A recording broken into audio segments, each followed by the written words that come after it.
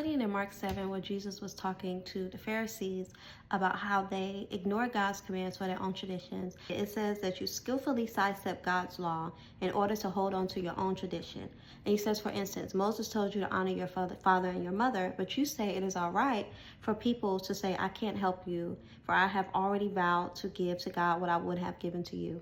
And y'all, this is really how the spirit of religion works. It gets us to make a substitution from God's commands for religious activities or religious traditions. And a lot of it is just religious things, religious jargon, religious things we do to make ourselves feel good.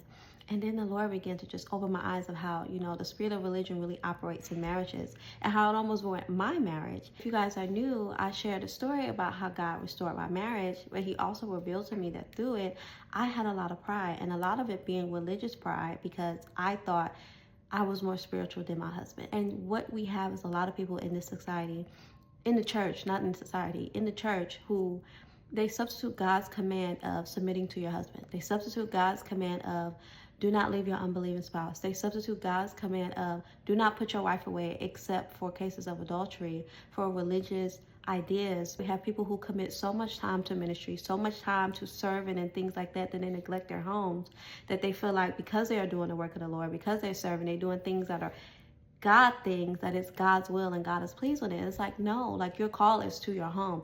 Just because you are doing ministry and your partner is not, just because you are more higher on the mountaintop than your partner is, does not mean that now you are relieved of your responsibility to your home first. You cannot have a good public ministry and have a failing private ministry. God cares about that.